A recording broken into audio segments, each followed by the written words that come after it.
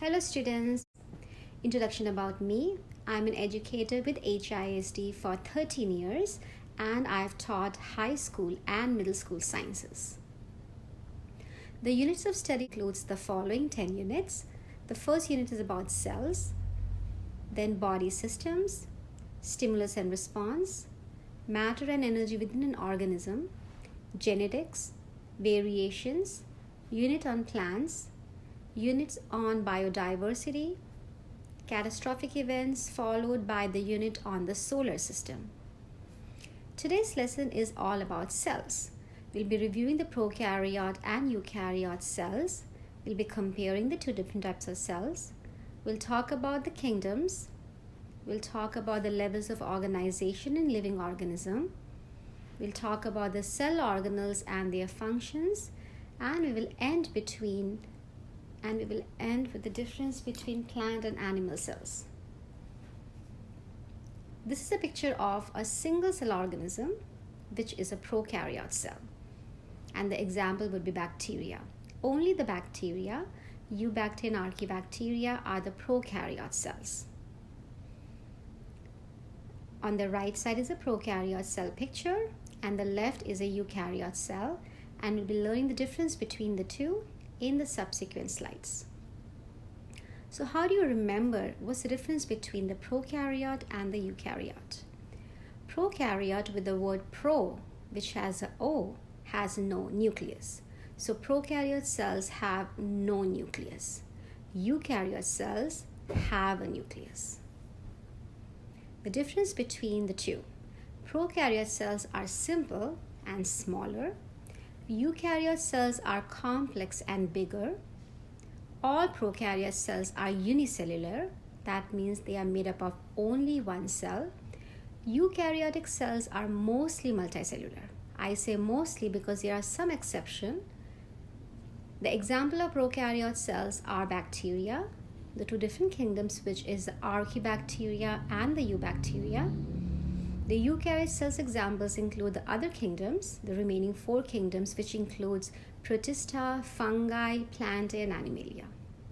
The last difference between the two different types of cells are prokaryote cells have only a few cell organelles or structures, whereas the eukaryote cells have many specialized cell structures or organelles. Let's review the kingdoms of life. You must have learned about this in 6th grade. So the 6 kingdoms are the bacteria and archaea, plantae, protista, fungi, and animalia. The differences between the kingdoms. I put the bacteria together, and then we have number 2 protista, number 3 fungi, number 4 plants, and number 5 animals. As I'm looking through the slide, I want you also to read through it. All bacteria are unicellular, one-celled. The plants and animals are always multicellular. Protists and fungi can be both. They can be uni or multicellular. Next one, autotrophs or heterotrophs. So let's understand the vocabulary here. Auto means to make their own food. So heterotroph means they cannot make their own food. Looking at the table, all plants are autotrophs because they can do photosynthesis. All animals and fungi are heterotrophs. That means they cannot make their own food and they have to rely on eating other organisms. Bacteria and protists can be both. They can be either autotrophs or heterotrophs. The next difference, as I mentioned earlier, the bacteria are always prokaryotes, and the remaining 4 kingdoms, the protists, the fungi, the plant, and the animals, they are eukaryotes. So they have nucleus, only the bacteria have no nucleus, hence prokaryotes. The last is the difference of examples. Starting with the animals, we know this. Dogs, insects, humans, all of those are under the kingdom Animalia or animals. The plant examples include trees, grass, herbs, shrubs. The fungi examples are mushroom and yeast. The protists example are amoeba and paramecium. They are single cell organism. And the example for bacteria, the two kingdoms which we can separate them by, they both are bacteria, but they can be either eubacteria or archaebacteria. The next mini title is cell organization. How are the cells organized in the living organism? So as we know, the cell is the smallest unit of life. The cells combine to form tissues. The tissues combine to form organs. The organs combine to form organ systems. And the organ systems combine to form the organism. And I have an example for you here. If you're talking about a nerve cell, which is inside your brain, a cell, that's a cell. The cells combine to form the nervous tissue.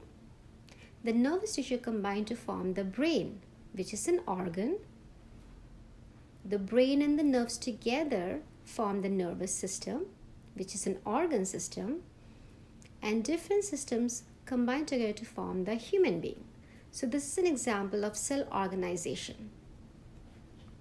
Some facts, I think they are fun facts. I hope you know some of them.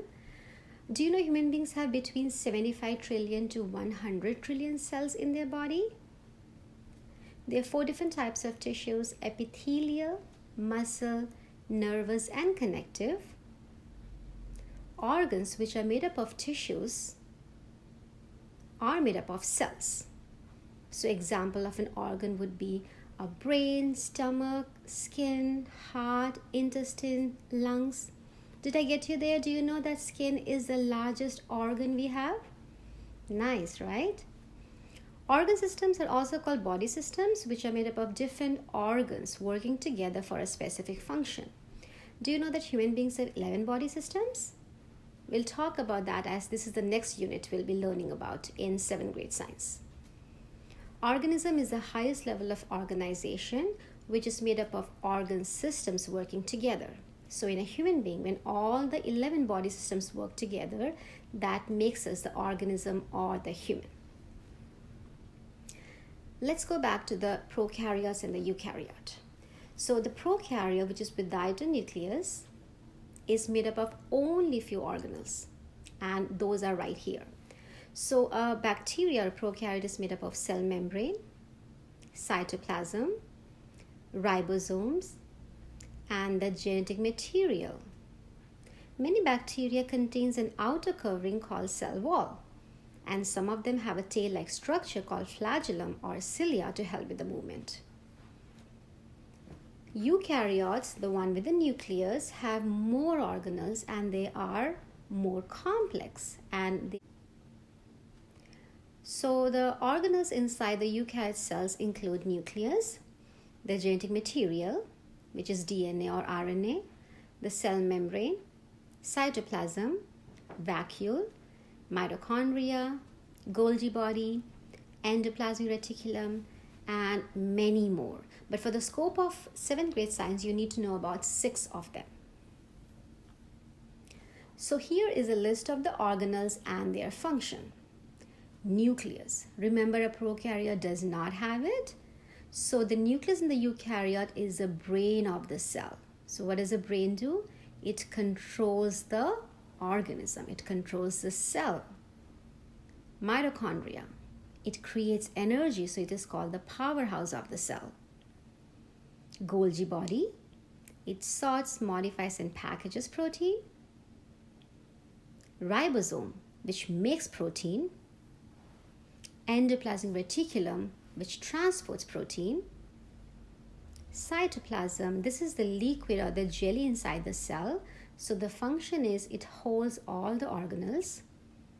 Cell wall, which is only in the plant cell, helps in protection and give the structure. Cell membrane, which controls what goes inside and out of the cell. So it maintains homeostasis, and we'll talk about that later. Vacuole, which stores water and food. Lysosome, which breaks down or digests all cell parts. And chloroplast, only in the plant cell, which helps in photosynthesis. So this is the picture of a plant cell. Although there are so many organelles in here, we just need to remember about few of them. The cell membrane, the cell wall, the mitochondria, the cytoplasm, the nucleus, and the ribosomes. This is the example, a picture of an animal cell. Very similar structures, just two differences, which we'll talk about in just some time. So we need to know what's the cell membrane, the vacuole, the cytoplasm, the ribosomes, the mitochondria, and of course the nucleus, which is inside the cell, in the center of the cell. So here are the differences between the plant and animal cells. Remember, they both are eukaryotes, they both are multicellular. The organelles that the plant cells have and the animal cells do not are cell wall and chloroplast. So plant cells have cell wall and chloroplast. Animal cells have no cell wall and no chloroplast. The third difference between the two plant and animal cells are the plant cells have a big central vacuole, but the animal cells have many smaller vacuoles. And the last difference, because of the cell wall, the outer layer, the plant cells are rectangular in shape. It makes it a rigid shape. And the animal cells, since they do not have a cell wall, they are more like a round or irregular shape. Those are the differences, and the similarity in the center is they both have cytoplasm, cell membrane, the genetic material, which can be DNA or RNA, the nucleus, the ribosomes, the mitochondria, and the ER. So in today's lesson, we talked about three things. We talked about the difference between the prokaryote and eukaryote cells. We learned and reviewed the kingdoms of life. We learned about the cell organelles and their functions. And we ended with the difference and similarity between a plant cell and an animal cell. If you have any questions or concerns, please reach me back. My email and all the details are given at the end of this video. And I'll see you again next time.